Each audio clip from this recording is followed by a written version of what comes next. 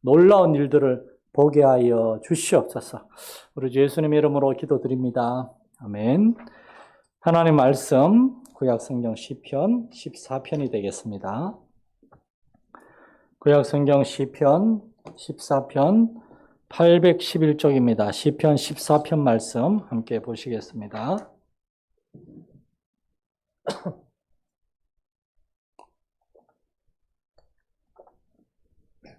시편 14편을 제가 봉독하겠습니다. 시편 14편 말씀을 제가 봉독하겠습니다. 어리석은 자는 그의 마음에 이르기를 하나님이 없다 하는도다. 그들은 부패하고 그 행실이 가정하니 선을 행하는 자가 없도다. 여호와께서 하늘에서 인생을 굽어 살피사 지각이 있어 하나님을 찾는 자가 있는가 보려 하신즉 다 치우쳐 함께 더러운 자가 되고 선을 행하는 자가 없으니 하나도 없도다. 죄악을 행하는 자는 다 무지하냐? 그들이 떡 먹듯이 내 백성을 먹으면서 여호와를 부르지 아니하는도다. 그러나 거기서 그들은 두려워하고 두려워하였으니 하나님이 의인의 세대에 계심이로다. 너희가 가난한 자의 계획을 부끄럽게 하나 오직 여호와는 그의 피난처가 되시도다. 이스라엘의 구원이 시온에서 나오기를 원하도다.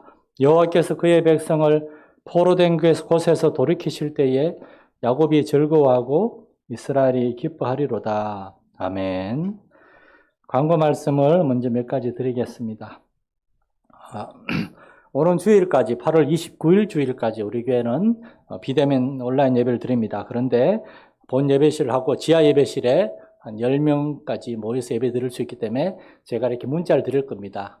그래서 그래도 일주일에 한 번은 교회 와서 예배를 우리가 드리는 습관을 게을리하면 안 되겠다 싶어서 주일 오전에 이제 예배가 11시 예배가 여기서 있고 저쪽 지하에서 있고 또 오후 예배가 있는데 제가 이렇게 세 그룹으로 나누어서 문자를 드릴 겁니다. 그래서 조금 양해해 주시고 어떤 분은 11시 예배에 1층에 어떤 분은 지하 비전 센터에 또 어떤 분은 오후 1시 반에 오후 예배 와서 예배 드립시다라고 제가 문자를 드릴 텐데 그 시간에 꼭 오셔서 함께 우리가 얼굴을 보고 예배를 드릴 수 있기를 좀 목회자로서 부탁을 드리고 권면을 드립니다. 우리 성도들 서로를 위해서 많이 기도해 주시고 우리 최동주 안수 집사님은 어제 화요일 날 무사히 퇴원을 하셨습니다. 매주 좀 검사는 한동안 해야 되는데 계속해서 여러분 기도를 부탁을 드리겠습니다. 새벽에 기도회가 계속 있습니다. 여러분 교회에 오시든지 아니면 집에서 계속해서 기도에 힘써 주시기를 부탁드립니다. 오늘 우리가 읽은 시편 14편 말씀은 1절이 이렇게 시작합니다. 어리석은 자는 그 마음에 이르기를 하나님이 없다 하는도다. 너무나 도전적이고 부정적인 그러한 말씀입니다. 그런데 놀라운 사실은 이러한 시가 그 표제를 보면은 다윗의 시 인도자를 따라 부르는 노래라고 되어 있다는 겁니다. 그러니까 이스라엘 사람들은 이 시를 성전에서 하나님을 찬양하고 경배하는 예배에서 불렀다는 것입니다. 왜 이러한 부정적인 내용이 많이 있는 이러한 시편 14편 같은 노래를 예배 때 불렀을까요? 예배는 하나님을 높이고 경배하는 요소가 있습니다. 그런데 또한 예배는 하나님 앞에 나가서 우리의 죄와 허물과 연약함을 깨닫고 자복하며 회개하는 그러한 요소도 있어야 됩니다. 이제 우리가 자주 사용하는 자복한다라는 그 말의 정확한 의미는 자신의 죄를 스스로 고백하고 복종한다 그런 뜻입니다. 우리가 하나님께 예배할 때 이렇게 우리 자신을 돌아보고 우리의 죄와 연약함을 고백하고 순종을 결단하는 모습, 이것이 예배에 있어서 중요한 모습입니다. 시편 14편은 바로 이러한 우리의 회개와 정말 자복의 그러한 메시지가 들어있습니다. 예수님은 산상수훈에서 이 하나님 앞에 자복하는 마음, 회개하는 마음을 갖고 나오는 것이 얼마나 중요한가를 두 개의 구절에서 말씀하십니다. 첫 번째 구절은 마태복음 5장 4절에 나오는데 애통하는 자는 복이 있나니 그들이 위로를 받을 것입니다. 그런 말씀입니다. 애통해야 된다는 거예요. 하나님은 애통하는 자를 찾으십니다. 애통하는 것은 우리의 죄에 대해서 하나님 앞에 너무나 부끄럽고 괴로워서 우는 겁니다. 나아가서 다른 사람들의 죄와 허물과 연약함에 대해서 비난하고 비판하고 판단하는 것이 아니라 하나님 앞에 애통하며 기도하는 겁니다. 교회 공동체에 뭔가 마음에 안 들고 부족한 것이 있어도 그거 가지고 뒷담화하는 것이 아니라 애통하며 기도하는 것입니다. 바울 사도는 로마서 7장에서 하나님을 믿는다고 하는 자기 영혼 속에 죄의 법이 동시에 있다는 것 때문에 너무나 괴로워하면서 이렇게 애통합니다. 그러므로 내가 한 법을 깨달았노니 곧 선을 행하기 원하는 나에게 악이 함께 있는 것이로다. 내 속 사람으로는 하나님의 법을 즐거워하되 내 지체 속에서 한 다른 법이 내 마음의 법과 싸워 내 지체 속에 있는 죄의 법으로 나를 사로잡는 것을 보는도다. 오라 나는 공고한 사람이로다. 누가 이 사망의 몸에서 나를 건져내랴. 여러분에게는 이러한 죄에 대한 깊은 깨달음, 자복하는 마음이 있습니까? 우리가 하나님 앞에 나아갈 때 예배를 앞두고 우리가 좀 하나님 앞에 준비하며 기도하는 시간을 가졌으면 좋겠습니다. 그 시간에 우리 자신을 돌아볼 수 있기를 원해요. 왜냐하면 산상순에서 두 번째로 주님은 이런 말씀을 하시기 때문입니다. 5장 23절에 그러므로 예물을 제단에 드리려다가 거기에서 내 형제에게 원망 들을 만한 일이 있는 것이 생각나거든 제물을 제단 앞에 두고 먼저 가서 형제와 화목하고 그 후에 와서 예물을 드리라. 무슨 말씀인가 하면 하나님은 우리가 예배에 나올 때 어떠한 마음으로 나오는가 그거를 보신다는 겁니다. 외모가 아니라 중심을 보세요.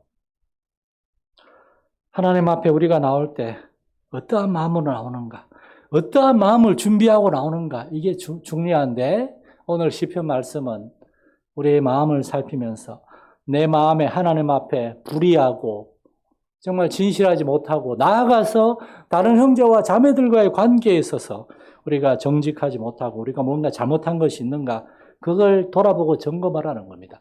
그런 것들이 있는데도 아무렇지도 않게 하나님 앞에 나오는 거 그를 가리켜서 위선이라 그럽니다. 외식이라 그럽니다. 제가 요즘 자주 인용하고 있는 존 파이퍼 목사님의 열방을 향해 가라. 그 책이 너무나 내용이 귀해가지고 제가 그걸 오래전에 읽었는데 요즘 다시 막 정독하면서 읽으면서 이게 너무나 좋아가지고 제가 중고로 몇 권을 더 주문했습니다. 저기 비치해놓고 제가 몇몇 사람한테 좀 읽으라고 강하게 권면도 하려고 그러고 그 책에서 제가 그제 읽었던 부분에서 이런 내용이 있더라고요. 오늘날 교회의 근본적인 문제는 마음입니다. 하나님을 향하여 잃어버린 세상을 향하여 우리의 마음이 너무나 차갑다는 것입니다. 하나님의 구원의 은혜에 대한 감사와 기쁨이 없고 나아가서 전심으로 주님의 말씀대로 순종하겠다는 마음이 없습니다. 예수님은 우리한테 마음과 뜻과 온 정성과 힘을 다해서 하나님을 사랑하라 그랬는데 그렇게 전심으로 여러분 하나님을 사랑하고 있습니까? 하나님 앞에 예배하러 나와서 우리는 하나님에 대해서 무엇을 생각하고 있습니까? 대통령이 갑자기 우리 보고 좀 보자 그러면 우리가 며칠 전부터 준비할 것입니다. 옷도 준비하고 여러 가지 이렇게 뭐라 얘기할까 준비할 것입니다. 하나님 앞에 우리 나오는데 우리는 어떤 준비를 하고 나옵니까?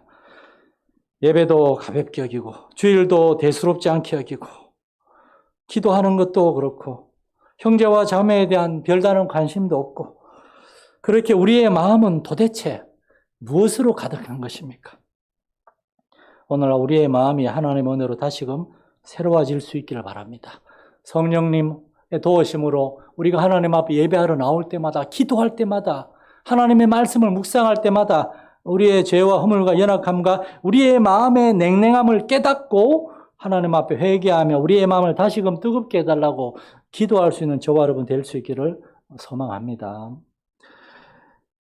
오늘 시편 14편은 이처럼 우리가 하나님 앞에 나아갈 때 우리의 마음을 점검하는 것이 얼마나 중요한지를 얘기하는데 특별히 두 가지 우리가 꼭 점검해야 될 것에 대해서 이 시편 14편은 이야기하고 있습니다. 첫 번째로는 하나님의 임재하심과 하나님과의 동행입니다. 과연 나는 언제나 하나님의 임재하심을 기억하며 하나님이 언제 어디서나 나와 함께 하신다 알고 그 하나님과 동행하고 있는가 하는 것입니다. 오늘 본문 1절, 2절은 어리석은 자는 그의 마음에 이르기를 하나님이 없다 하는도다. 2절에는 여호와께서 하늘에서 인생을 굽어 살피사 지각이 있어 하나님을 찾는 자가 있는가 보려 하신지요. 세상 사람들은 두 종류의 사람이 있습니다. 하나님이 없다고 하는 사람들과 하나님이 있다고 하는 사람들. 우리는 하나님이 있다고 하는 사람들이죠. 하나님이 없다고 하는 사람들을 불신자라고 합니다. 그들은 세상에서 오직 자기 자신만을 위하여 자기 자신만 숭배하면서 자기 자신을 위해 먹고 마시고 일하고 돈을 벌고 뭔가 쾌락을 추구하고 그렇게 살아갑니다. 그중에 진짜 고약한 사람들은 그런 이기적인 삶을 위해서 다른 사람을 해치거나 손해를 끼치거나 그들을 짓밟고 살아가죠. 그런데 그렇지 않고 나는 다른 사람의 해를 끼치지 않고 그냥 나 자신만을 위해 살아가겠다라고 하는 개인주의적인 사람들도 있습니다. 하나님을 안다고 하는 사람들, 하나님을 믿는다고 하는 사람들 중에서도 이러한 개인주의적인 생각을 가지고 살아가는 사람들이 있습니다. 자기가 속한 공동체, 자기가 함께 믿음 생활하는 믿음의 형제와 자매들에 대한 아무런 관심이 없습니다. 그런데 하나님 앞에서 이것은 죄입니다. 하나님은 우리를 공동체의 한 형제와 자매요 가족으로 창조하셨기 때문입니다. 창조의 섭리를 보십시오. 사람은 혼자서 독립적으로 살아갈 수 있는 어른이 될 때까지 갓난아기 때는 결코 혼자서 생존할 수 없습니다. 그런 갓난아기로 태어나서 부모님과 가족들 안에서, 즉 내가 아닌 다른 존재들의 도움을 받으면서 생존하고 자라나게 되어 있습니다. 그렇게 장성한 우리는 또한 다른 사람을 돌아보고 살피게 되어 있습니다. 하나님이 없다고 하는 사람들은 이러한 사실을 인정하지 않고 거부합니다. 그래서 그들은 부패하고 행실이 가증하고 선을 행하지 않는 것입니다. 문제는 하나님을 믿는다고 하는 바로 우리 자신들입니다. 우리는 세상 사람들하고 달리 하나님을 믿습니다. 하나님의 말씀을 통해서 하나님의 거룩하고 복되신 성품을 또한 알고 있습니다. 나아가서 교회 다니면서 신앙생활하면서 다른 사람들과의 교제, 그리고 우리가 그들을 돌아보고 섬기고 또한 다른 사람들의 사랑과 돌봄도 받고 있는 것을 우리는 알고 있습니다. 그럼에도 불구하고 우리는 하나님에 대해서나 다른 사람에 대해서 아무런 관심도 없고 눈물 한번 흘려본 적 없고 냉랭할 수도 있다는 것입니다. 지난주에 우리 제동주 집사님이 월요일날 새벽에 갑자기 응급실에 입원하였을 때 솔직히 말씀드리면 제가 문자를 일부러 짧게 보냈습니다. 사실은 그것 때문에 제가 몇몇 성도들한테 목사님 그렇게 짧게 보내면 다들 무슨 큰일을 알 줄 알고 걱정하잖아요. 그런데 솔직히 말씀드리면 제 의도는 입원했으니까 한번 연락 좀 해보세요라는 그런 의도로 간략하게 간에서 출혈이 있어서 입원했습니다. 아닌 게 아니라 그것 때문에 다들 놀래가지고 저한테 전화 오고 최 집사님한테 전화 가고 해서 나중에 최 집사님이 아니 뭐 문자를 그럼 어떻게 보냈길래 이렇게 걱정해서 사람들이 전화가 왔냐 그러시길래 테스트를 해봤는데 얼마나 감사하게 많은 사람들이 얼마나 감사한지 모르겠습니다. 이런 모습을 좀 계속 보기를 원합니다. 오늘날 교회에서 우리 교회 말고 다른 많은 교회 이런 모습을 보지 못하기 때문에 교회엔 다니는데 내가 이 교회 다니는데 누가 나한테 관심은 있나? 내가 돌봄은 받고 있나? 하나님, 보이지 않는 하나님의 돌봄은 결국은 눈에 보이는 형제와 자매들의 사랑과 돌봄과 섬김을 통해서 느끼고 알 수 있는 건데 그걸 전혀 못 느끼니까. 또 너무나 상처를 받은 사람들은 그런 걸 구차나해가지고 그런 거 관심 없는지 큰 교회를 찾아가는지도 모르겠습니다. 그러나 하나님을 믿는 사람들은 우리가 다른 사람을 돌아보고 또한 다른 사람들의 돌봄도 받아야 되고 그렇게 살아가는 존재입니다. 누가복음 10장에 나오는 선한 사마리아인의 비유에서 예수님이 그걸 말씀하십니다. 한 강도 맞는 사람이 여리고로 내려가는 골짜기에 쓰러져 있을 때 제사장이나 레위인들, 하나님을 믿는다고 하는 사람들, 그러나 그들은 하나님과 전혀 상관없는 모습을 보여주었습니다. 도망갔어요. 거들떠 보지도 않고 도망갔어요. 그러나 유대인에게 멸시를 당하는 한 사마리아 사람, 그 사람은 정확히 하나님이 기뻐하시는 모습을 보였습니다. 그는 가던 길을 멈추고 그 강도 만난 사람을 위해서 자신의 시간과 돈과 물질을 사용했고 심지어 위험도 감수했습니다.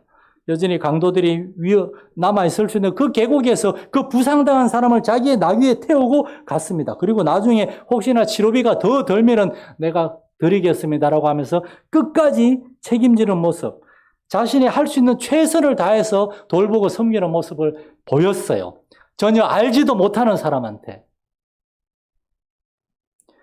오늘날 세상에서 우리가 세상 사람들에게 보여줘야 될 착한 행실, 소금과 빛의 모습이 바로 이런 모습인 줄 믿습니다. 그런데 우리가 하나님을 믿는다고 하면서 우리의 삶의 모습에서 이러한 다른 사람에 대한 관심이 없고 오직 우리 자신만을 지키고 보호하고 높이고 숭배하라는 마음이 있다면 우리는 세상 사람들과 다른 것이 무엇입니까? 시편 14편의 말씀은 우리에게 우리 자신을 돌아보라고 점검하라고, 내가 과연 하나님을 믿는다고 말은 하면서 내 마음 안에 정말 하나님이 계시는가 점검하라고 도전하고 있습니다. 본문 4절에 보면은 오직 자기 자신만을 위하는 사람들의 심리와 행동에 대해서 이렇게 묘사하고 있습니다. 죄악을 행하는 자는 다 무지하냐? 그들이 떡 먹듯이 내 백성을 먹으면서 여호와를 부르지 아니하는도다. 이 말씀의 정확한 좀 쉬운 번역은 죄악을 행하는 자는 얼마나 어리석은지 떡 먹듯이 나의 백성을 괴롭히고 나를 찾지 않는도다. 세상 사람들의 삶의 모습은 조금만 높은 자리에 있거나 조금만 자기가 무언가 남보다 뛰어난 것이 있으면 다른 사람을 무시하고 함부로 말하고 신경질 내고 소위 말하는 갑질하는 모습을 보여줍니다. 돈 많고 높은 지위에 있는 사람들이 밑에 있는 직원들한테 얼마나 함부로 대합니까? 떡 먹듯이 내 백성, 하나님 분명히 말씀하십니다. 내 백성이라고, 나의 자녀들을. 여러분, 우리 예수 믿는 사람들이 가정과 직장과 여러분의 삶의 자리에서 여러분이 하나님을 믿는 것 때문에 어려움을 당하고 시련을 당한다면 기뻐하시기 바랍니다. 하나님이 나의 백성인 여러분을 보고 계시고 여러분을 위해서 무언가 일을 준비하고 계십니다. 성경은 내 백성이라고 말씀하세요. 그러나 두려운 것은 우리가 이렇게 시련과 고난을 당하는 우리 안에 계신 하나님, 하나님의 거룩한 성품, 그 하나님에 대한 믿음 때문에 우리가 다른 사람을 돌아보고 섬기고 그리고 그것 때문에 어려움을 당하는 자리에 있는지, 아니면은 말로는 하나님을 믿는다고 말하면서 사실은 누가복음 10장에 나오는 선한 사마리아 비유에 나오는 제사장과 레위인처럼 다른 사람에 대한 아무런 관심도 없이 냉랭하게 교회를 위해서 아무런 관심도 없이 그렇게 나 자신만을 생각하고 살아가는 사람들인지, 우리가 과연 하나님이 내 백성이라고 얘기하는 그 사람들의 카테고리 안에 있는지, 아니면은 말로는 하나님을 믿는다고 하지만 정말 하나님과 상관없는 그런 자리에 있는 것은 아닌지 우리 자신을 돌아보자는 것입니다. 2절 말씀에 여호와께서 인생을 굽어 살피사 지각이 있어 하나님을 찾는 자가 있는 적 보고 있다고 말씀합니다. 하나님 저와 여러분을 언제나 보고 계십니다. 이러한 하나님의 임재하심 앞에서 하나님이 언제나 우리와 함께 하신다. 그러므로 나도 하나님과 동행하길 원한다. 이렇게 고백하고 결단할 수 있는 우리 성도들 될 수 있길 축원합니다. 두 번째로 우리가 점검해야 할 사항은 나는 진리, 하나님의 진리 위에 서 있는가? 시편의 기본적인 관점은 세상 사람들은 악인과 의인, 하나님이 없다 하는 사람들과 하나님을 있다고 하나님을 찾는 사람들 두 종류가 있다 그러는 겁니다. 여러분 어느 편에 서 있습니까? 3절 말씀에 보면 다 치우쳐 함께 더러운 자가 되고 선을 행하는 자가 없으니 하나도 없도다. 다 치우쳐. 이 치우쳤다는 말에 영어 성경은 turned aside. 한쪽으로 치우쳤다, 비껴놨다, 길을 잘못 들었다 그 말입니다. 시편 1편 1절에 복 있는 사람은 악인들의 꾀를 따르지 아니하고 죄인들의 길에 서지 아니하고 오만한 자들의 자리에 앉지 아니하는데, 어떤 사람들 악인들의 꾀, 죄인들의 길, 오만한 자리의 자리를 자꾸 찾아가요. 그런데 그거는 치우친 길이고 비껴난 길이고 잘못된 길인데, 세상 사람들은 돈 많고 힘 있고 비싼 고급 식당에 어수대면서 거기서 이야기하기를 좋아하고, 가난하고 힘없는 사람들, 무언가 도움이 필요한 사람들을 무시하는 관심 없는 이러한 세상에서 예수님은 이 땅에 오셨을 때 정확하게 세리와 죄인들의 친구라는 비난을 받는 삶을 살았습니다. 언제나 죄인들, 언제나 병자들, 언제나 가난한 사람들, 고아와 과부들, 그들과 함께 밥을 먹었고, 그러니까 유대의 그 돈 많고 권력 있는 제사장들, 바리새인들, 서기관 그들이 왜 당신은 저들을 세리와 죄인들, 가난한 자들하고만 어울리는 것이요? 와서 우리와 밥 먹읍시다. 예수님은 인자는 건강한 자가 아니라 병든 자들을 위해서 왔다라고 담대히 대답하십니다. 교회는 예수님의 몸된 공동체입니다. 그러므로 우리도 예수님이 관심을 보인 사람들, 예수님이 바라보는 사람들을 볼 수 있고 그들을 도와줄 수 있어야 되겠습니다. 나아가서 선한 사마리아 사람과 같이 무언가 실제적인 도움을 줄 수 있어야 됩니다. 하나님은 5절에서 7절 사이에 세 가지 구체적인 행동을 말씀하십니다. 5절에는 하나님은 의인의 세대에 함께 계시다. 하나님은 하나님의 자녀들과 하나님을 찾는 사람들, 하나님 때문에 어려움 당하고 하나님 때문에 시련과 고난 가운데 참고 인내하며 울면서 기도하는 사람들과 함께 하십니다. 우리도 그런 사람들과 함께 해야 돼요. 교회도 어려운 사람들과 함께 해야 돼요. 성도들이 저한테 어떤 어려운 사람들에 대해서 염려하고 걱정하고 그들에 대해 안부를 묻고 함께 목사님 저하고 같이 가서 그분들하고 만나서 얘기 좀 해요. 밥 좀 먹어요. 저 그런 얘기 듣는 게 너무나 기쁘고 좋습니다. 제가 아니고 내 목사 관리인데 왜 자기들이 저 그렇게 생각하지 않습니다. 저도 하죠. 하지만 제가 우리 교회 장년 50명, 주일학교 학생 20명, 70명, 80명 되는 사람을 섬기다 보면 놓치기도 하잖아요. 우리 성도 이렇게 서로를 위해서 찾아가고 걱정하는 것 하나님이 기뻐하십니다. 두 번째로 하나님은 6절에서 오직 여호와는 그의 피난처가 되시니 하나님은 가난한 자, 돈 없는 사람을 말하는 게 아닙니다. 마음이 가난한 자, 세상에서 어려움을 당하고 하나님을 필요로 하는 사람들, 그러한 사람들의 피난처가 되십니다. 교회도 우리 성도들도 어려움 당한 사람들, 마음이 상한 사람들, 그들에게 찾아가서 그들이 여러분의 어깨에 머리를 기대고 같이 눈물 흘리고 여러분이 그들의 손을 잡아주고 같이 울면서 기도할 수 있고 우리가 다른 사람의 마음에 평안을 주고 다른 사람 위로하고 격려하는 피난처 역할을 할 수 있는 우리 성도들이 되고 교회가 될 수 있기를 바랍니다. 마지막 세 번째로 하나님은 포로된 자들을 구원하시고 자유케 하십니다. 이것이 바로 하나님이 이 세상에서 하시는 일입니다. 죄인들을 불러서 구원하여 하나님의 자녀 되게 하는 것. 죄에 속박해 있는 사람들로 하여금 하나님 안에는 자유를 얻게 하는 사람들. 돈이 좀 없어도, 몸이 좀 아파도, 어려운 일이 있어도 그것 때문에 우리의 마음이 사로잡히거나 지배당하지 않는 사람. 어떤 로마의 학자가 초대교회를 보면서 그들이 믿고 섬기는 나사렛 예수라는 사람에 대해 연구를 했답니다. 그리고 그런 말을 했어요. 그는 그 당시 사람 중에 가장 가난했고 가장 배우지 못했고 가장 많은 미움과 시기와 질투를 받았으나 그러나 그는 끝까지 세상을 사랑하고 섬긴 사람이었다고. 그게 예수님이 하신 겁니다. 여호수아는 110세에 이르는 그의 인생을 마칠 때쯤에 이스라엘 백성들에게 자, 이제 나는 여러분을 떠나서 하나님께로 가는데 여러분은 이제 누구를 섬길지 결정하십시오. 오직 나와 내 집은 여호와를 섬길 것입니다. 그렇게 선언했습니다. 이 죄악된 세상에서 우리 사랑하는 성도들이 어떤 결단의 순간에 믿음의 결단을 내려야 되는가? 세상과 적당히 타협해야 되는가? 하나님이 기뻐하시는 결단을 해야 되는가? 아니면 세상적인 정말 가치관과 처세술과 어떤 돈과 물질과 그런 거에 기초한 결단을 내려야 되는가? 그러한 결단과 고민의 순간에 우리가 듣고 배운 하나님의 말씀, 우리가 알고 믿는 하나님의 복되신 성품, 무엇보다도 언제나 우리와 함께 하시고 동행하시는 하나님의 진리, 하나님의 공의, 하나님의 말씀 앞에서 올바로 판단하고 하나님 편에 굳게 서 있는 저와 여러분이 될 수 있기를 간절히 축원합니다. 살아계신 주 하나님 아버지, 참으로 우리가 비대면으로 짧은 시간 하나님의 말씀을 상고했습니다.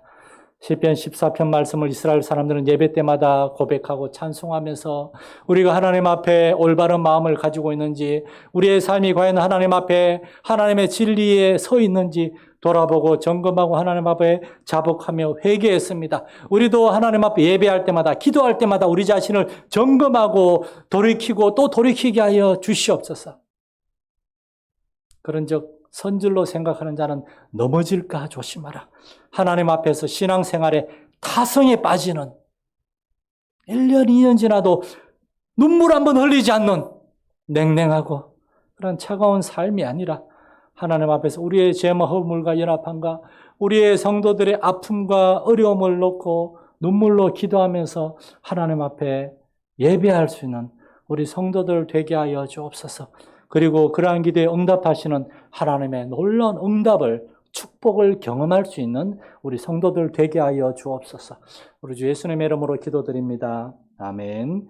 하늘에 계신 우리 아버지, 아버지의 이름을 거룩하게 하시며 아버지의 나라가 오게 하시며 아버지의 뜻이 하늘에서와 같이 땅에서도 이루어지게 하소서. 오늘 우리에게 일용할 양식을 주시고 우리가 우리에게 잘못한 사람을 용서하여 준 것 같이 우리 죄를 용서하여 주시고 우리를 시험에 빠지지 않게 하시고 악에서 구하소서. 나라와 권능과 영광이 영원히 아버지의 것입니다. 아멘.